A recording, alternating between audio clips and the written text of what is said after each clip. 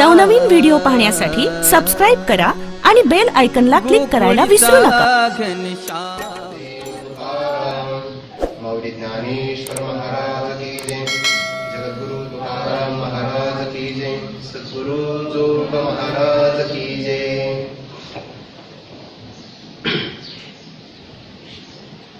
नमो ज्ञानेश्वरा, नमो ज्ञानेश्वरा, निवृत्ती उदारा सोपान देवा, मुक्ताबाई नमो त्रिभुवन पावनी, आद्यत्रय जननी देवांची, जयांची केलिया स्मरण, होय सकळ विद्यांची अधिकरण, तिचे वंदू श्री चरण श्री गुरूंची, ते नमस्कारोनी आता। यल् लब्ध्वा पुमान् सिद्धो भवति, अमृतो भवति, तृप्तो भवति।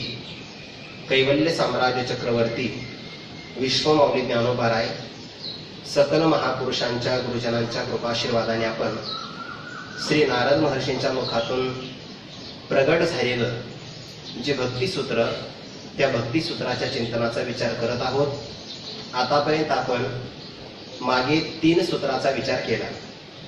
प्रथम सूत्रामध्ये मंगलाचरण साधून नारद महर्षी आपण कोणत्या ग्रंथाची रचना करणार आहोत किंवा कोणत्या विषयाचं व्याख्यान करणार आहोत या विषयाचं स्पष्टीकरण पहिल्या सूत्रामध्ये सांगतात। ग्रंथकारांची एक प्रतिज्ञाच असते, ज्ञानोबाने सुद्धा एक प्रतिज्ञा करतात ना, तरी अवधान ऐकले तिचे, मग सर्व सुखासी पात्र होईचे, हे प्रतिज्ञोत्तर माझे उघड ऐका। अर्थात ज्ञानोबाराय सर्व सुखाचं चिंतन करणार आहे। 9व्या अध्यायामध्ये हा विचार आलेला आहे। त्याचप्रमाणे नारद महर्षी सुद्धा म्हणतात, भक्ती व्याख्यास्यामः, आम्ही भक्तीची व्याख्या करणार। आणि मग भक्ती कशाला म्हणतात, भक्तीचा नेमका विषय काय आहे, तर भक्ती ही अंतःकरणाची प्रवृत्ती आहे। आणि मग अंतःकरणाच्या ज्या अनेक वृत्ती असतात त्या वृत्तींची व्यावृत्ती करण्याकरता, निराकरण करण्यासाठी, जसे की अंतःकरणात कामाची सुद्धा वृत्ती आहे, क्रोधाची वृत्ती, द्वेषाची, लज्जा, अशा अनेक प्रकारच्या वृत्ती असतात। तर त्यापैकी स्निग्ध भावाला प्राप्त झालेली, जिच्यामध्ये परमात्मा संबंधाने अतिशय ममत्व किंवा प्रेम आहे, स्नेह आहे, त्या परम प्रेम रूपा अंतःकरणाच्या वृत्तीला भक्ती असं म्हणतात। सा तस्मिन् परम प्रेम रूपा। पण हे प्रेम कोणाच्या विषयी असावं, तर विषयाच्या विषयी असणाऱ्या प्रेमाला भक्ती नाही म्हणत, त्याला रती असं म्हणता येईल किंवा प्रीती असंही म्हणता येईल। पण ती परम प्रेम कधीच होऊ शकत नाही, कारण त्याच्यामध्ये सातिशयत्व असतं। एखादा विषय अगोदर प्राप्त झाला आणि त्यापेक्षा श्रेष्ठ जर विषय दुसरा प्राप्त झाला तर पहिल्यावरचं प्रेम कमी होतं, दुसऱ्या विषयावर प्रेम वाढतं। याकरता गुरुवर्य मारुती बाबा एक उदाहरण सांगत असतात, कल्पना करा एखादा व्यक्ती खूपच भुकेने व्याकुळ झालेला आहे। अशा व्यक्तीला असं वाटतं कमीत कमी भात खायला मिळाला तरी चालेल। त्याच्या समोर जर भात आला तर तो आनंदाने खातो, पण मसाले भात आला तर पहिल्या भाताला बाजूला सारतो। किंवा जर तो पिठलं भाकर खात असेल तर आनंदाने सेवन करतो, श्रीखंड आला तर पिठल्या भाकरीला विसरून जातो तो। याचा अर्थ काय झाला की अन्य विषय जर प्राप्त झाला तर पहिल्या विषयाविषयीच असणारं प्रेम कमी होतं, त्यात परमप्रेम राहू शकत नाही। पण भगवंताच्या विषयी असणारं प्रेम असं असतं, हे कधीही नेघे उतार उलट चढते, याच्यामध्ये कमीपणा कधी होत नाही, उतार नाही, उलट चढतं प्रेम आहे। मिळवणी मिळतच असे, समुद्री गंगाजळ जैसे, किंवा तैसा ठाकिली आहे सागर, मागीलही यावा अनिवार, ती गंगेचा ऐसा पडीभर प्रेम भावा। आणि या परम प्रेमाला अस्मिन पद वापरलं। परमात्मा सर्व व्यापक आहे, आणि तोच परमात्मा जेव्हा आपल्या अंतःकरण नावाच्या उपाधीचा स्वीकार करतो आणि प्रत्येक जीवाच्या आतमध्ये आत्मरूपाने विराजमान असतो, अर्थात तत्पदाचा वाच्य असणारा किंवा लक्ष असणारा परमात्मा जेव्हा आत्मरूपाने विद्यमान होतो तेव्हा तो अतिशय जवळ असल्यामुळे अस्मिन हे सर्वनामच आहे ना, इदम पदाचं सप्तमी विभक्तीचं एकवचन, आणि इदम म्हणजे हा नित्य अपरोक्ष असणारा परमात्मा, त्याच्याविषयी असणारं आत्मस्वरूपाच्या ठिकाणी असणारं जे परमप्रेम, त्या परमप्रेमालाच भक्ती असं म्हणतात। मग परमप्रेम रूपा हेही भक्तीचं लक्षण आहे। आणि आणखीनही लक्षण जोडलं अमृत स्वरूपाचं, जे अत्यंत मधुर आहे, गोड आहे, दोषाचं निवारण करणारी किंवा मोक्ष प्रदान करणारी जी भक्ती, असं भक्तीचा विचार सांगितल्यानंतर आता चतुर्थ सूत्रापासून तर षष्टम सूत्रापर्यंत ही भक्ती प्राप्त झाल्यानंतर, अमृत स्वरूपा भक्ती किंवा परमप्रेम रूपा भक्ती प्राप्त झाल्यानंतर किंबहुना अस्मिन पदवाच्य असणारं परमात्मा प्रेम किंवा स्वरूप प्राप्त झाल्यानंतर काय काय लाभ आपल्या जीवनामध्ये होतात याचा विचार या सूत्रापासून सांगतात. यल लब्ध्वा पुमान सिद्धो भवती अमृतो भवती तृप्तो भवती. या पदाचा काळ आपण थोडासा विस्ताराने विचार केला की पुमान या पदामध्ये भक्तीचा सर्वांना अधिकार आहे. जर पुमान या पदामध्ये पुम शब्दाचा अर्थ होतो पुरुषार्थ. पुरुषार्थ प्रामुख्याने 4 प्रकारचे: धर्म, अर्थ, काम आणि मोक्ष. यापैकी कोणत्याही पुरुषार्थाला जो प्राप्त करतो त्याला पुरुष असं म्हणतात. आणि पुमान या पदाने जर पुरुष असा अर्थ केला तर भक्ती प्राप्त करण्याचा अधिकारी फक्त पुरुष ठरेल, स्त्रियांना अधिकार राहणार नाही. आणि जे नारद महर्षी या सूत्रामध्ये पुमान पद वापरून पुरुष या पदाची योजना करत असतील तर मग भक्ती कोणाप्रमाणे करावी याकरता पुढे यथाव्रज गोपिकानाम असं जे सूत्र देतात त्यामध्ये गोपिकांचं वर्णन जे करतात त्याचा विरोधाभास तयार होईल किंवा आपल्या वचनामध्ये विरोध निर्माण होईल. म्हणून पुमान या पदामध्ये यारे यारे लहान थोर, याती भलते नारी नर असाच अर्थ करायचा. नलगे विचाराचे कुणालाही चिंता करण्याची गरज नाही. किंवा बाळे, नारी, नर आदी करून वेशाही भक्ती सर्वजण करू शकतात. म्हणून पुमान या पदाने आपण काल विचार केला चतुष्पद असणारी सुद्धा भक्ती करू शकतात. पैगा भक्तीची नावे चतुष्पदादी आघवे, वैकुंठीची राणी योग्य केले किंवा तयाचे पशुत्व वाव झाले पावलिया माते. सावजे हातीरू धरले तिने तया काकुळती माते स्मरिले, तयाचे पशुत्व वाव झाले पावलिया माते. पशु सुद्धा भक्ती करू शकतो. आणि भक्ती करत नसेल तर पशुला पशु म्हणायचं नाही, मनुष्याला पशु म्हणा, कारण पशुला पशु म्हणणं हा त्याचा अपमान आहे. भक्तीविन पशु कशासे वाढला, सटवीन नेला कैसा नाही नाथमारा चिंता सांगा हरिपाठामध्ये. भक्ती करत असेल तरच तो श्रेष्ठ आहे.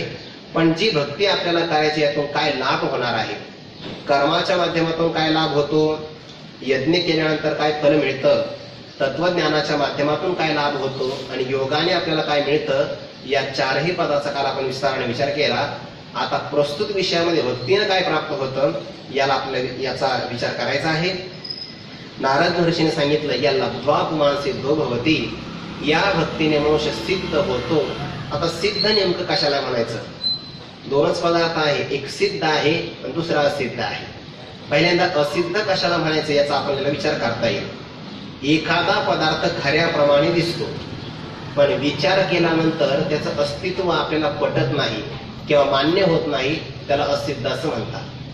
कल्पना करा, भर दुपारी 12 वाजता सूर्याचं किरण माळरान जमिनीवर जर पडलं तर आपल्याला पाणी दिसतं, आपल्यालाही दिसतं, मृगजळालाही दिसतं, सूर्याला नाही दिसत. त्याच्या दृष्टिकोनातून मृगजळ नाहीच, पण मनुष्याला मात्र मृगजळ दिसतं. बरोबर आहे, खऱ्या पाण्याप्रमाणेच वाटतं.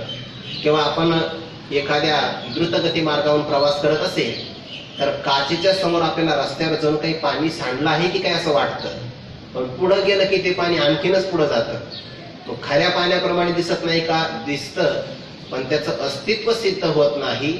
अस्तित्व, असणं, भाव हे सगळे पदार्थ सिद्ध पदार्थाकरता वापरले, सिद्ध पदाकरता वापरले जातात. जे अस्तित्व असतं ते सिद्ध असतं. पण आता ते मृगजळ मात्र परिणामाचा विचार केला तर ज्ञानोबा सांगतात बघा, मृगजळांचे ओलांशे काय भूमिती मी, त्याने माती जमीन होत नाही. किंवा मृगजळाची गातळी ती दिठी दुरून निहाळी, वाचवणी तिने पाणी साळीकिळी नावीशी काही. ज्ञानोबा म्हणतात मृगजळाचं असणारं तळ लांबून पाहिलं तर आपल्याला खरं वाटतं, पण त्या तळ्यात असणाऱ्या पाण्यातून काय शेती करता येते काय, काय ज्ञानोबाचं निरीक्षण आहे बघा. बाकीची शेती नाही येतली, वाचवणी तेने पाणी साळी किळी लावीशी काही, कारण साळी म्हणजे भात आणि केळी या 2 असणाऱ्या वनस्पतींना किंवा या धान्याला जास्त प्रमाणात पाणी लागतंय. आणि मृगजळाचा विशेष असा आहे ते उन्हाळ्यात सुद्धा दिसतंय, म्हणजे उन्हाळ्यात सुद्धा पाणी कमी पडणार नाही. मग त्या पाण्याने साळी किळी लावीशी काही लावता येत नाही, दिसत नाही का, दिसतं पण अस्तित्व सिद्ध होत नाही. याचा अर्थ ते असिद्ध आहे. भले मृगाला ते खरं वाटत असेल, त्याच्या पाठीमागे धावून ते मरतही असेल, पण ते मात्र खरं होऊ शकत नाही. अर्थात प्रमाणाच्या माध्यमातून जरी ते नेत्रेंद्रियाला दिसलं तर विचाराच्या माध्यमातून त्याचं अस्तित्व सिद्ध खरं ठरत नाही, म्हणून ते असिद्ध आहे. पण विचार जर केला तर परमात्मा वस्तू मात्र अशी आहे जी भूतकाळातही होती, वर्तमान काळातही आहे आणि भविष्य काळातही राहणार आहे. 3 कालाच्या माध्यमातून ज्याचा पाठ होत नाही किंवा ज्याच्या ठिकाणी काल परिच्छेद बसत नाही, किंवा आणखीन सोपं करून सांगायचं तर कालाने ज्याचा अंत होत नाही त्याला नित्य असं म्हणतात, आणि नित्य असणारी जी वस्तू तिला सिद्ध असं म्हणतात, कारण ती कायमच राहणारी आहे. भगवान सांगतात अर्जुनाला, अरे अर्जुना, हाच योग मी पूर्वी सूर्याला सांगितला होता. सूर्याच्या नंतर ही परंपरा मनूपर्यंत आली, इक्ष्वाकू नावाचा राजा, अगदी जनकांपर्यंत ही परंपरा आली. पण मग मध्यंतरी कालेन नष्ट हा योग मात्र कालामुळे नष्ट झाला. बहुतेक काळ व्यर्थ गेला, तिने योग हा लोपाला लोकी ये असं जेव्हा भगवंताच्या मुखातून वचन ऐकलं, अर्जुनाने विचार केला, हा परमात्मा आणि मी समानच वयाचे आहोत. बरं, मग या परमात्म्याने याच जन्मामध्ये सूर्याला सांगितला का मागील जन्मामध्ये सूर्याला सांगितला? प्रश्न विचारला. अपरम भवतो जन्म परम जन्म स्वतः कथमेतद् जानीयाम तुम आदौ कृतवानिति. परमात्मा तुम्ही सूर्यालाच हा योग सांगितला, हे कसं काय शक्य झालं? बरं, या जन्मामध्ये सांगितला अशी जर घटना घडली असेल तर ती घटना माझ्यापासून अज्ञात राहू शकत नाही, कारण तुमचं सर्व मला माहिती आहे. म्हणजे अगदी तुम्ही सुदामय्याच्या सोडी गाठी पोहयासाठी हेही मला माहिती आहे. मग ही तर गोष्टी काही लपू शकत नाही. या जन्मात सांगितलं असं काही शक्य नाही. आणि मागील जन्मात जर सांगितलं असेल तर त्या जन्माचं स्मरण तुम्हालाच कसं काय होतं, मला कसं काय होत नाही? आणि मग भगवंताने उत्तर दिलं, अरे अर्जुना, तसं नाही बरं का. बहुनी मी व्यतीतानी जन्मानि तव च अर्जुन तान्यहम वेद सर्वाणी न त्वं व्यर्थ परंतप. माया नावाची माझी उपाधी असल्यामुळे तुझे आणि माझे पुष्कळ जन्म होऊन गेले, त्या सर्व जन्मांना मी जाणतो. तुझी अविद्या उपाधी असल्यामुळे तू मात्र जाणू शकत नाही, किंवा मी तर वेदाहम समतितानी वर्तमानानि च अर्जुन भविष्यानि च भूतानि माम तु वेद न कश्चन. परमात्मा सांगायचा भाव काय आहे की परमात्मा नित्य आहे, आणि जी नित्य वस्तू असते त्याला सत्य असं म्हणतात, आणि सत्य वस्तू सिद्ध असू शकते किंवा तीच सिद्ध असते, बाकीची नाही. आणि मग ज्या सिद्ध वस्तूच्या प्राप्तीकरता कोणते साधन करावं लागत नाही. सिद्ध वस्तूच्या प्राप्तीला साधन नाही करावं लागत, फक्त सिद्ध वस्तू आपल्याला अप्राप्त आहे या भ्रमाची फक्त निवृत्ती करावी लागते. जर तुम्हाला पाण्याची प्राप्ती करायची असेल तर विहीर खणण्याची गरज नसते, फक्त शेवाळ दूर करा, पाणी प्राप्तच आहे. वारा आभाळची फेडी वाचुनी सूर्या ते न घडी, का हात बाबुळी धाडी तो न करी, तैसा आत्मदर्शनी आढळ. असे अविद्येचा जो मळ तो शास्त्रनाशी ईर निर्मळ मी प्रकाशे स्वये. अशी जी वस्तू असते त्या वस्तूला म्हणतात सिद्ध वस्तू. कारण कोणतंही शास्त्र ना परमात्मा पदाची प्राप्ती नाही करून देत. वाक्य चांगलं ऐका बरं का. कोणतंही शास्त्र, कोणतेही सद्गुरू आपल्याला देवाची प्राप्ती करून देत नाही, कारण देव अप्राप्त असावा आणि मग प्राप्त व्हावा असा व्यवहार घडू शकतो. मग शास्त्र किंवा सद्गुरू काय करतात, एकच कार्य करतात, त्या प्राप्त असणाऱ्या वस्तूवर जो अप्राप्तीचा भ्रम आहे, जे अज्ञानाचं आवरण आहे, तेच फक्त ते दूर करतात. तैसी आगवीची शास्त्रे अविद्या विनाशाची पात्रे वाचुनी न होती स्वतंत्र आत्मबोधी. आत्मबोध करण्याच्या बाबतीमध्ये कोणतंही शास्त्र स्वतंत्र नाही, फक्त त्यावर आलेलं जे काही अविद्येचं आवरण त्याला फक्त ते दूर करतात. अविद्या विनाशाची पात्रे होती वाचुनी होती स्वतंत्र आत्मबोधी. आत्मबोधा करता ते स्वतंत्र होऊ शकत नाही, म्हणून जी आत्मवस्तू परमात्म वस्तू सिद्ध आहे, अर्थात ती विद्यमान आहे. कोणत्याही काळामध्ये तिचं अस्तित्व बाधित होऊ शकत नाही, अबाधित स्वरूपाचं आहे, आणि म्हणून त्याला सिद्ध असं म्हणतात. जो भक्ती करतो तो देखील या सिद्ध अवस्थेला प्राप्त होतो. खरं तर ही अवस्था नाही बरं का, अवस्था या मनाच्या असतात, आणि सिद्ध अवस्था नाही, सिद्ध स्थिती आहे. त्या सिद्ध शब्दाचा काल आपण एक अर्थ केला बघा. अनिमादी असणाऱ्या अष्टमहासिद्धी याने जो संपन्न त्याला सिद्ध असं म्हणा, तर तो सिद्ध अर्थ इथं लागत नाही. का लागत नाही? कारण अष्टमहासिद्धी यांच्याकडे भक्त डोंकूनही पाहत नाही. अष्टमहासिद्धीचा कोण आला पाड, वागोनी द्याड कोणी तया. तुकोबारांचं वचन आहे, अष्टमहासिद्धीला संत किंमत देत नाही. सिद्धीला विपिसे कोण तया पुसे, नेले राजा हंसे पाणी काय. किंवा सिद्धीमध्ये अडकला की तो प्रसिद्ध होत असतो, सिद्धीच्या पाठीमागे प्रसिद्धी असते. आणि संत हे प्रसिद्धीमध्ये अडकत नाही. अमानित्वम अदंभित्वम हे संतांचं लक्षण आहे. सिद्धीमध्ये नाही, उलट त्यांना असं वाटतं की जगे अवज्ञाची करावी, संबंधी सोयीची न धरावी. ऐसी ऐसी जीवी चाड बहु, मला कोणीही माझ्या नावाने ओळखूच नाही. उलट ते वाचस्पतीची निपाडी, सर्वज्ञता तरी जोडे. परी वेडीवी माझी दडी, महिमे भेने चातुर्य लपवी. महत्व हरवी पिसेपण मिरवी आवडोने. हे संतांचा भाव असतो की पिसेपणाने राहतात. तैसा सामान्यत्वे पाहिजे तरी साधारणची देखीची, एरवी निर्धारिताने निजे सोय जयाची. म्हणून तो वेडे लोक सुद्धा त्यांना वेडच म्हणतात. महात्मा वेड्याप्रमाणे असतो की नाही, उन्मत्तवत, पिशाचवत, बालवत आणि जडवत. हे महात्म्याचे 4 प्रकार आहेत. महात्मा बालवत राहतो, अंतकरणात कोणताच विकार नाही. जडवत राहतो म्हणजे अज्ञानी पुरुषाप्रमाणे जणू काही कळतच नाही. उन्मत्तवत राहतो कारण आत्मा जुनी ब्रह्मानंद सेवेला आहे, तो केवीर आहे आवरला, उन्मत्त राहतो. आणि पिशाचवत म्हणजे बाकीचे माणसं धनाला माझं म्हणतात, बाकीच्या संपत्तीला माझं म्हणतात, हा देहाला सुद्धा माझं म्हणत नाही, म्हणून बाकींच्या करता हा वेळ आहे. पिशाचवत राहतो. अर्थात तो ओळखू येत नाही. मला एवढं सांगायचं आहे की सिद्धीला संत किंमत देत नाही. म्हणून सिद्धो भवती, सिद्धीने संपन्न, तो या इथं सिद्ध पदाचा अर्थ होऊ शकत नाही. किंवा एक 10व्या अध्यायामध्ये सिद्ध शब्द आलाय बघा, सिद्धानाम कपिलो मुनीही शब्द आलाय की नाही. सिद्ध लोकांच्या मध्ये कपिल महाराज ही माझी विभूती आहे. सिद्ध कशाला म्हणतात, ज्यांना या जन्मामध्ये कोणती साधना करावी लागत नाही, साधना न करता देखील सर्व काही ज्यांना प्राप्त होतं ना, त्यांना सिद्ध असं म्हणतात. तैशी दशीची वाटण पाहता, वैसीची या गावाला येता, बाळपणीच सर्वज्ञतावरी तयाते, ती सिद्ध प्रज्ञेची निनाभे, मनची सारस्वते दुधे, मग सकल शास्त्र स्वयंभिनी गती मुखे. या अवस्थेला म्हणतात सिद्ध अवस्था. आणि ही सिद्ध अवस्था तो सुद्धा इथं अर्थ लागत नाही. का लागत नाही, तोही अर्थ लागेल बरं का, लागत नाही असं नाही. पण जे सिद्ध असतात, सिद्ध महात्मे असतात, ते अगोदर काहीतरी प्रयत्न करतात. कारण ही जी सिद्ध अवस्था प्राप्त झाली, कोणती साधना करायची नाही, तर ती सिद्ध अवस्था अंतःकरणाची आहे.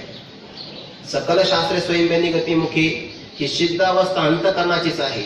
आणि या पदामध्ये आलेला सिद्ध शब्द हा अंतःकरणाचा वाचक नाही, स्वरूपाचा वाचक आहे. म्हणून तो सुद्धा सिद्ध अर्थ इथे आपण घेतला तर दुरून घ्यावा लागेल, आणि प्रामुख्याने तसा लागणार नाही.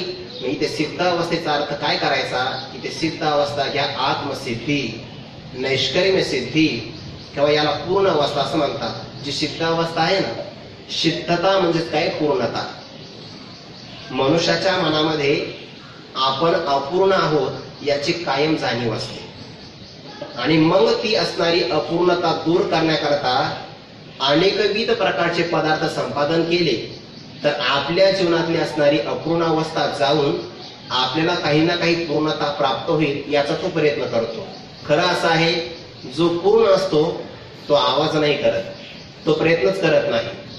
अपूर्ण असणारा व्यक्ती मात्र प्रयत्न करत असतो. सुभाषितकाराने असं गोड चिंतन दिलं बघा, पूर्ण कुंभ न करोति शब्दम. पाण्याने पूर्ण भरलेला जो घडा असतो ना, कुंभ म्हणतात त्याला, न करोति शब्दम, तो मात्र हा आवाज करत नाही. तसा जो पूर्ण स्वरूपाला प्राप्त झाला तोही आवाज करत नाही. जगातलं सर्व काही अपूर्ण आहे एका परमात्म्याला सोडून, कारण तो पूर्ण आहे. ओम पूर्णमदः पूर्णमिदं पूर्णात् पूर्णमुदच्यते पूर्णस्य पूर्णमादाय पूर्णमेवावशिष्यते. तो परमात्मा आहे पूर्ण.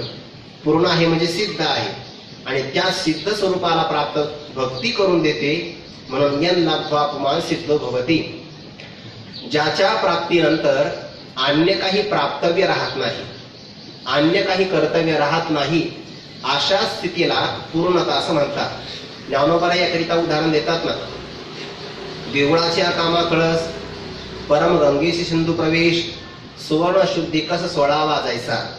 जसं देवळाचं काम झालं, कळसावरून कळतं, कळस झाला की आता मंदिर पूर्ण झालं. परम गंगेशी सिंधू प्रवेश, गंगेचा समुद्रामध्ये प्रवेश झाला, बस गंगा आता पूर्ण झाली, कारण समुद्रच मुळामध्ये पूर्ण आहे. का बरं पूर्ण आहे समुद्र माहितीये का? समुद्राला पाण्याची गरज नाही. ग्रीष्म काळामध्ये नद्या सगळ्या संपून गेल्या, समुद्र कमी होत नाही. आणि पावसाळ्यामध्ये सगळ्या नद्या भरून वाहू लागल्या तरी समुद्रामध्ये वाढ होत नाही. ग्रीष्मकाळी सरिता शोषोणी जाती समजता, परे न्यून नव्हे पार्था समुद्र जैसा. न्यून होत नाही. किंवा वर्षा काळामध्ये सगळ्या सरिता वाहून आल्या, ईशत मर्यादा न सांडी. अधिक नोहे आणि ईशत मर्यादा न सांडी. म्हणजे पावसामध्ये पाण्याचे प्रवाह आले तर समुद्र आपल्या मर्यादेचं उल्लंघन पुढेही करत नाही. म्हणजे पुढे नका करेना, पण पातळी वाढत असेल ना, दोन्ही बाजूला वाढत नाही. उभाही वाढत नाही आणि आडवाही वाढत नाही. वाढण्याचे हे दोन प्रकार आहेत. म्हणजे उंचीनं वाढणं किंवा विस्ताराने वाढणं. समुद्र मात्र दोन्ही पद्धतीने वाढत नाही, कारण समुद्र पूर्ण आहे. समुद्र पूर्ण आहे आणि या गंगेला समुद्राची प्राप्ती झाली. आता गंगेला पुढे प्रवास नाही.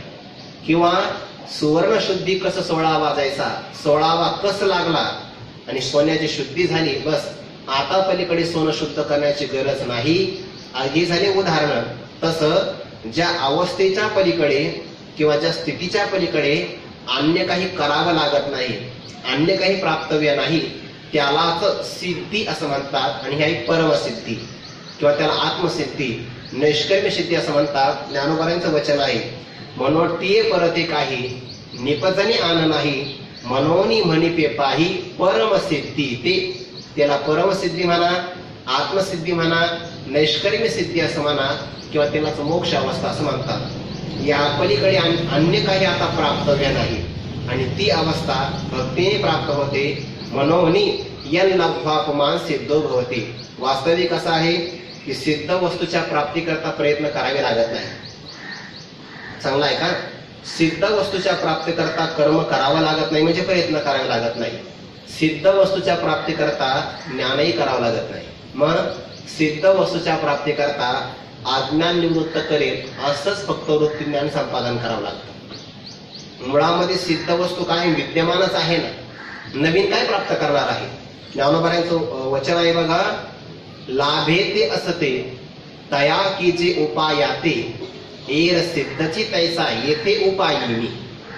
जसं की जमिनीच्या पोटामध्ये धन साठवलेलेच आहे, अग्नीच्या लाकडाच्या पोटामध्ये अग्नी साठवलेलाच आहे, किंवा गायीच्या अंगामध्ये दूध साठवलेलं आहे, विद्यमान आहेच, पण ते आपल्याला प्राप्त होईल अशा उपायाला करावं लागतं.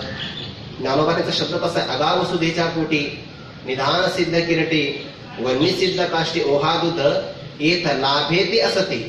जे लाभतं ते असलेलंच आहे, असते म्हणजे विद्यमान आहे. लाभे ते असते तया की जे उपायाते एर सिद्धची तैसा येथे उपायी मी. या उपायाने मी सिद्धच आहे. आणि सिद्ध असलेली जी आत्मवस्तू आहे ना, ज्ञानोबाचा शब्द आहे बघा, जो या आत्मवस्तूला सिद्धपणाने जाणत नाही आणि अनेक प्रकारचं ज्ञान संपादन करतो, लोक त्याला सर्वज्ञ म्हणतात, पण परमात्मा सिद्ध आहे.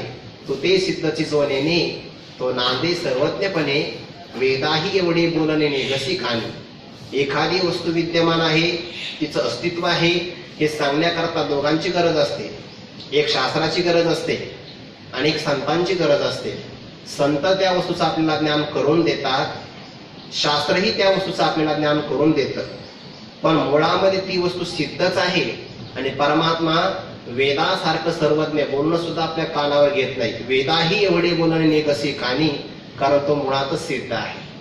फक्त त्यावर आलेलं जे काय ज्ञानाचं आवरण आहे ते भंग करावं लागतं आणि मग आपल्याला कळतं की प्राप्ताचीच प्राप्ती झाली आहे. याला म्हणतात सिद्ध वस्तू. म्हणून यन लब्ध्वा पुमान सिद्धो भवती. जी भक्ती प्राप्त झाल्यानंतर मनुष्य सिद्ध होतो, पूर्ण अवस्थेला प्राप्त होतो. जो निजानंदे झाला, परिणाम आयुष्य आला, पूर्णते जाहला वल्लभो. या पूर्ण स्थितीला प्राप्त झालेला तो महात्मा असतो. म्हणून तो आता जगामध्ये कशाची अपेक्षा करत नाही, सिद्ध होतो. आणि सिद्ध वस्तूला मरणाचं भय नसतं, म्हणून तो मरणालाही घाबरत नाही. जो सिद्ध झाला तोच अमृतो भवती. यन लब्ध्वा पुमान सिद्धो भवती अमृतो भवती. दुसऱ्या प्रकारचं भक्तीचं फल सांगितलं. आता या सगळ्या फलांचा कमी जास्तपणाने फक्त थोडा विचार आहे नाहीतर एका भक्तीमध्ये सगळ्या फलांचा अंतर्भाव होतो. पण विविध अंगाने नारद महर्षी चिंतन सांगतात आपल्याला अमृतो भवती. मृत शब्दाचा अर्थ होतो मरण, आणि म्हणजे नाही, ज्या ठिकाणी मरण नाही त्याला म्हणतात अमृत.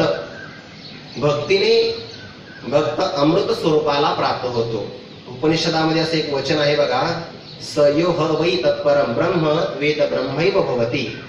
ब्रह्मस्वरूपाला जाणणारा ब्रह्मच होतो, किंवा तरती शोकम तरती पापमानम गुहा ग्रंथीभ्यो विमुक्तो अमृतो भवती. गुहा शब्दाचा अर्थ करत असताना पंचकोशाला गुहा असं म्हटलं आहे. म्हणजे 5 कोशाची असणारी गाठ, या बंधनातून तो मुक्त होतो, आणि मुक्त झाल्यानंतर अमृतो भवती, तो अमृत स्वरूपाला प्राप्त होतो. अर्थात नाशही 3 प्रकारचा सांगितला ना. एक स्वभाव नाश आहे, एक आश्रय नाश आहे, परत हा नाश आहे. स्वभाव नाश म्हणजे काय? स्वाभाविक नाश. आंब्याचं फल परिपक्व झालं, लवकरात लवकर पाहिलेच नाही, तर कालांतराने ते सडतं, त्याला स्वभाव नाश असं म्हणतात. आश्रय नाश म्हणजे काय? ज्याच्या आधाराने एखादी वस्तू राहिली, ती निघून गेलं की त्याला आश्रय नाश असं म्हणतात. पडवून गेली या भिंती, चित्रांची केवळ होय माती. चित्र भिंतीवर काढलं आणि भिंतच पावसाळ्यामध्ये पडून गेली, आता चित्र नष्ट झालं. स्वभाव नाश आहे तो, आश्रय नाश आहे. एक परतः नाश, दुसऱ्यानेच नाश केला. परतः म्हणजे दुसरा. एखाद्या व्यक्तीने समजा एखाद्या पदार्थाचा छेद केला, त्याचा नाश झाला, त्याला परतः नाश असं म्हणतात. देहाच्या ठिकाणी सगळे नाश आहे. स्वाभाविक नाश आहे, मृत्यू प्राप्त होतो. आश्रय नाश आहे, भूकंप झाला, घरातल्याला गरज पडलं, आश्रय नाश आहे. परतः नाश होऊ शकतो. किंवा आणखीन जर आपण विचार केला की याचा नाश आश्रयाने होतो, तर आश्रयामध्ये एक प्रकार सांगता येईल आपल्याला. या शरीराला कर्माचा आश्रय आहे. जोपर्यंत प्रारब्ध कर्म आहे तोपर्यंत देह राहतो ना. आयुष्य संपलं, प्रारब्धाचा आश्रय संपला ना, देह संपून जातो बघा. किंवा हे झाले 3 नाश, आपण काय ऐकतो. आणखी शास्त्रामध्ये काही नाश सांगितले आहे, त्याला परिच्छेद म्हणतात ना. हे अमृतोभवती या करता मला सांगायचं आहे. कल्पना करा, या देशामध्ये, या ठिकाणावर आपला देह आहे, समोरच्या देशामध्ये जागेमध्ये नाही. म्हणजे या देहाचा या देशाने नाश झाला. इथे विद्यमान आहे, दुसरीकडे नाही ना, त्याला देश परिच्छेद असं म्हणतात. वर्तमान काळात आहे, भूतकाळात नव्हता, भविष्य काळात राहणार नाही, म्हणजेच काल परिच्छेद आहे. कालाने सुद्धा देहाचा नाश होतो. बरं, देह फक्त इथेच आहे, देह याच्यामध्ये नाही, म्हणजे वस्तूने पण नाश झाला. म्हणजे देश, काल आणि वस्तू या पदार्थाने ज्याचा अंत होतो त्याला म्हणतात देश, काल, वस्तू परिच्छेद. पण आत्मस्वरूपाला मात्र हा परिच्छेद नाही. परमात्मा सर्व देशामध्ये व्यापक रूपाने आहे, म्हणून देशाचा अंत नाही. सर्व कालामध्ये नित्य आहे, म्हणून कालाने अंत नाही. आणि सर्वांच्या हृदयामध्ये व्यापक आहे. एरवी सर्वांच्या हृदय देसी मी अमुका आहे ऐसी, जे बुद्धिस्पुरी अहर्निशिती वस्तू दामी सर्वस्याचाहम हृदय सन्निविष्टो ईश्वर सर्वभूतानां हृदयेच अर्जुन तिष्ठती. तैसा हृदयामध्ये मी रामू, असदा सर्व सुखाचा रामू. किंवा सर्वाघटी राम देहादी एक, भरला रणदाट हरी दिसे. परमात्मा सगळीकडे विद्यमान आहे, सर्व वस्तूमध्ये आहे, म्हणून परमात्म्याला वस्तूचाही परिच्छेद नाही. देश, काल आणि वस्तू यांचा परिच्छेद नसणं म्हणजेच अमृत स्वरूपाला प्राप्त होणं. आणि भक्तीने अमृतो भवती, तो अविनाशी भावाला प्राप्त होतो. त्याचं मरणच मरून जातं. मरण माझे मरून गेले, मज केले अमर, अशा अमर भावाला तो प्राप्त होतो. अमृतो भवती. दुसरा एक अर्थ करता येईल. काही शास्त्रामध्ये अमृती भवती असा पण एक शब्द आलेला आहे. अमृती म्हणजे काय? अमृताप्रमाणे तो गोड होतो.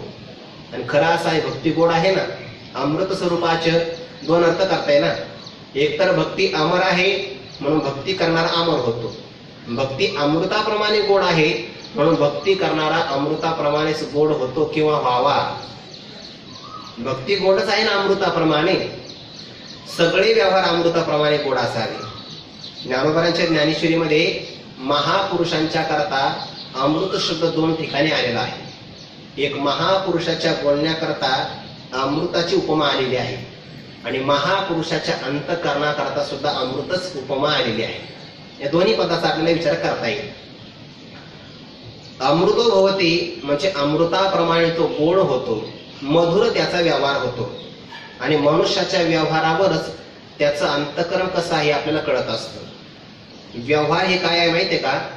व्यवहार हे आतमध्ये काय आहे हे प्रकट करण्याचे गोड लक्षण आहे. अंतरीचे धावे स्वभावे बाहेरी धरिताही परी आवरेना.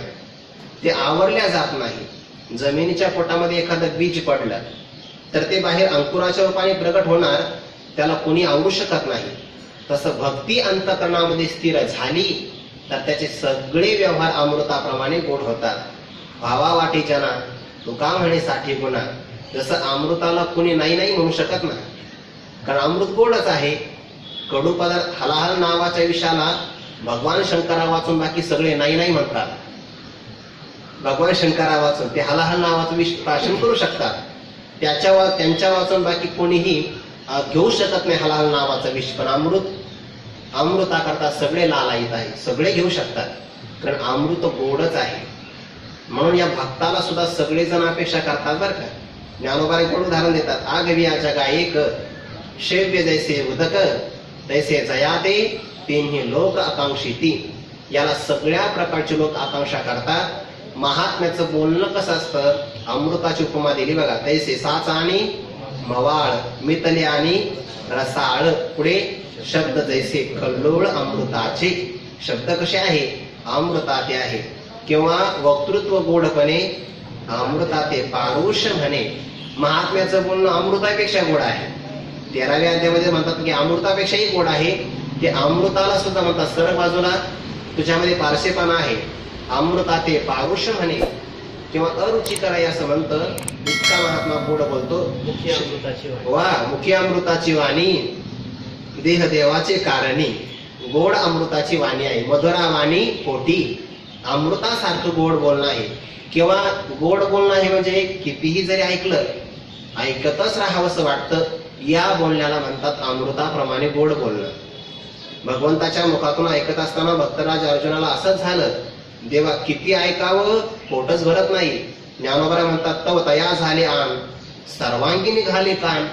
अमृता अर्जुनाला फक्त 2 नाही कान, सर्व अंगालाच जणू काही कानच फुटले की काय ऐकण्याकरता. हा अगस्तीची दुसरा. म्हणून घोटो भरूप आहे कसला अवघी याचा. श्रीकृष्णोक्ती सागरा. भगवंताचं बोलणं सागराप्रमाणे आहे. म्हणजे सगळ्या बोलण्याचं प्राशन करणारं सामर्थ्य अर्जुनाच्या ठिकाणी आहे. जणू काही हा दुसरा अगस्तीच आहे की काय असं वाटतं. कारण भगवंताचं बोलणं कसं आहे, गोड. जे अमृताते ठेवी अशा अमृताते चुकी ठेवी गोडीसपणे. आता हे झालं महात्म्याचं गोड बोलणं.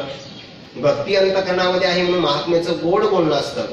सगळ्यांना ते ऐकावंसं वाटतं. आणि महात्म्याचं अंतःकरण सुद्धा अमृताप्रमाणेच असतं. ज्ञानोबा म्हणतात बघा अमृताची काय, अमृताची धार तैसे उजू अंतर. ते आर्जव या पदामध्ये सांगितलेलं आहे. जशी अमृताची धार असते त्या अमृतामध्ये कोणत्याही प्रकारचा दोष नाही, कलंक नाही, तसं महात्म्याच्या बोलण्या अंतःकरणामध्ये कोणत्याही प्रकारचा कलंक नाही. दिठी नोही मिनदी बोलणे नाही संदिग्धी कवनेसी हिन बुद्धी राहटो नेणे. याला प्रांजळ अंतःकरण असं म्हणतात. सरळ अंतःकरण असणं किंवा अमृताप्रमाणे गोड असण्याचे 3 लक्षण ज्ञानोबा सांगतात. आणि असाच मनुष्याचा व्यवहार असावा. कसा व्यवहार असावा, दिठी नोहे मिनधी. मिनधी म्हणजे कपटी. दृष्टी मनुष्याची कपटी नसावी. मी सांगायचं विसरलो, महात्म्याचं बोलणं अमृताप्रमाणे आहे. महात्म्याचं अंतःकरण अमृताप्रमाणे आहे. महात्म्याचं पाहणं सुद्धा अमृताप्रमाणे आहे. मला ते आता ओवी आठवली म्हणून सांगतो आहे. ज्ञानोबा म्हणतात तो महात्मा एक तर बोलतच नाही आणि बोलला तर मग अमृताप्रमाणे गोड बोलतो. तसाच महात्मा कोणाकडे पाहत सुद्धा नाही. का, आपल्या पाहण्याने जर कदाचित कोणाच्या अंतःकरणातील परमात्म्याला धक्का लागला तर काय भाव आहे. पाहण्याने कोणाच्या तरी अंतःकरणातील परमात्म्याला ते आपली दृष्टी खोचू शकते म्हणून तो पाहत नाही.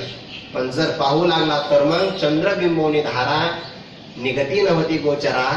एक स्तरे चकोरा निगती दोंदे तैसे प्राणी होई. जरी तो काही वास पाहे तया अवलोकनाचे सोये पूर्वीही नेणे. चंद्रबिंबातून धारा पाझरतात कशाच्या हो, अमृताच्या. कोणाला प्राप्त होतात? चकोराला तैसे प्राणिया होई. अगदी तसंच प्राण्यांना प्राप्त होतं. कोण? महात्मा जर पाहू लागला तर. म्हणजे महात्म्याचं पाहणं कसं आहे? अमृताप्रमाणे. महात्म्याचं बोलणं अमृताप्रमाणे आणि महात्म्याचं अंतकरण अमृताप्रमाणे. का? कारण भक्तीच अमृत स्वरूप आहे आणि ती भक्ती ज्याला प्राप्त झाली तो सुद्धा अमृती भवती किंवा अमृतो भवती, दोन्ही पण पाठ घ्या चालेल. अमृतो भवती असा अर्थ घेतला तर तो अमर स्वरूपाला किंवा अविनाशी पदाला प्राप्त होतो आणि अमृती भवती असा जर शब्द घेतला तर त्या सूत्रामध्ये तो अमृताप्रमाणे रुचिकर, परमप्रेम, परमहितकारी असा होतो. आणखीन एक ज्ञानोबांची ओवी बघा. तैसा अविवेकही फिटे, आपुले अनादित्व भेटे, ऐकता रुची न विटे, पियुषी जैसी. ज्याप्रमाणे पियुष म्हणजे अमृत, अमृताचं सेवन करत असताना ते विटकर वाटत नाही किंवा त्याची असणारी गोडी कमी होत नाही, तसं महात्म्याचं बोलणं असतं. ऐकतच राहावंसं वाटतं. ज्ञानेश्वरीमध्ये ज्ञानोबांचं बोलणं ऐकतच राहावंसं वाटतं ना. सगळ्या श्रोत्यांनी सांगितलं ज्ञानोबाला या, बाकीचं पालाळ सांगू नका, त्यांची गोष्ट आम्हाला सांगा. बिंब तरी बचकेची एवढे, प्रकाशाशी त्रिभुवन थोकडे, शब्दाची व्याप्ती तिने पाडी अनुभवावी. असं ज्ञानोबाचं समुद्राहुनी सखोल अर्थ भरित गोड बोलणं आहे. म्हणून हा भक्त सगळ्यांना भावासा वाटतो. कारण त्याचा शब्द आहे जगेशी जुनाट सोयरीक. दिठीलो हे मी नदी, मनुष्याची दृष्टी कपटी नसावी. इथे आपला विषय चालू होता. दिठीलो हे मी नदी, अमृताप्रमाणे व्यवहार असणं म्हणजे काय? दृष्टीमध्ये कापट्य नसावं, बोलणे नाही संदिग्धी, आपल्या बोलण्यामध्ये कोणत्याही प्रकारचा संदिग्धपणा नसावा, स्पष्ट बोलणं असावं, स्पष्ट असावं पण प्रियही असावं. अनुद्वेगम करम वाक्यम सत्यम प्रिय हितम चयत, ते ऐकण्याकरता गोड असावं. पण त्याला म्हणतात बोलणे नाही संदिग्धी. आणि कवनीसीहीन बुद्धी राहतो नेणे, कोणत्याही व्यक्तीच्या विषयी हा हीन आहे, कनिष्ठ आहे किंवा आपल्यापेक्षा हलका आहे असा भाव नसावा. आपल्या मनामध्ये कोणाच्या विषयी हलका भाव नसावा, बोलण्यामध्ये संदिग्धपणा नसावा आणि दृष्टीमध्ये कापट्य नसावं. असं जर असेल तर समजून घ्यावं हा व्यवहार अमृताप्रमाणेच आहे. आणि असा व्यवहार असेल तर सांगायचं गरज नाही, तो भक्तच आहे. यन लब्ध्वा अपमान सिद्धो भवती अमृतो भवती. आणि भक्तीचं आणखीन एक लक्षण सांगितलं किंवा फल सांगितलं, तृप्तो भवती. यन लब्ध्वा अपमान सिद्धो भवती, यन लब्ध्वा अपमान अमृतो भवती, यन लब्ध्वा अपमान तृप्तो भवती असा अर्थ करायचा. तृप्ती करता सगळेजण प्रयत्न करतात. तृप्ती म्हणजे काय हो? संतोष, समाधान, शांती, याला तृप्ती असं म्हणतात. सामान्यपणे आपण अतृप्त आहोत, आपल्यामध्ये असमाधान आहे, अशी जीवाला जर जाणीव झाली ना तर जीव मग ज्यातून आपल्याला तृप्ती मिळेल ते पदार्थ संपादन करण्याचा प्रयत्न करतो, फक्त तृप्ती मिळावी. आणि मग ज्याला आपल्या ठिकाणी तृप्ती आहे असं वाटत नाही, म्हणजे आत तृप्ती आहे हे ज्याला कळत नाही, तेव्हा तो तृप्तीचा शोध बाहेर घेतो. त्या मृगाच्या नाभी स्थानामध्ये किंवा नाभीच्या ठिकाणी कस्तुरी नावाचा सुगंधित पदार्थ आहे, पण जेव्हा त्याला हे कळत नाही तेव्हा त्या सुगंधी पदार्थाकरता तो बाहेर धावतो. वास्तविक त्याच्या नाभी देशामध्येच कस्तुरी नावाचा सुगंध पदार्थ आहे, पण जेव्हा कळत नाही तेव्हा तो बाहेर धावतो. तसा जीवात्मा सुद्धा त्याच्या आतमध्ये सुखाचा पाझर आहे, सुखाचा साठा किंवा निधान आहे. हृदयामध्ये विराम असता सर्व सुखाचा आराम, सर्व सुखाचा बगीचा आतमध्ये आहे. पण जेव्हा कळत नाही तैसे आपण मृगे दृशा पीडिते, संभ्रमे विसरून जळाते. आणि मग तोय बुद्धी बरडीते ठाकून येते. तहानेने व्याकुळ झाले आहे हे दुसरं उदाहरण ज्ञानोबांचं. संभ्रमे विसरून जळाते, जवळ असणारं खरं पाणी ते दिसत नाही. आणि मग तोय बुद्धी, अरे आता हे पाणीच आहे असं म्हणून बरड रान जमिनीवर दिसणारं मृगजळ त्याच्या पाठीमागे ते धावतात. जसे ते मृग धावतात तसा जीवात्मा सुद्धा आतमध्ये सुखाचा सागर आहे त्याच्या. या सुखाच्या सागराचा त्याला सुषुप्ती अवस्थेमध्ये अनुभव सुद्धा होतो की नाही? गाढ झोपेमध्ये पंचविषयापैकी एकही विषय नाही, पण मनुष्य जेव्हा जागा होतो तेव्हा काय म्हणतो? मी सुखाने झोपलो होतो. आता सुख उपलब्ध करण्याचे कोणते विषय तर जवळ नाही आणि सुखाची तर अनुभूती आहे, याचा अर्थ ते सुख आतमध्येच आहे. बरं ते निर्विषय आहे, त्या सुखाकरता कोणत्या विषयाची गरज नाही, तर त्याच्यासारखं सुखही कोणतं नाही, निरतिशय आहे, बरोबर आहे, निरुपम आहे, उपमा देता येत नाही, असं निर्विषय निरतिशय निरुपम सुख आतमध्ये असताना जीवाला मात्र भ्रमाने असं वाटतं की आपल्याकडे सुख नाही, आपण अतृप्त आहोत, आणि मग तृप्ती प्राप्त करण्यासाठी तो बाहेर धावतो. मग भोजनामध्ये सुद्धा तृप्ती मिळते ना, पण ते क्षणिकच असते.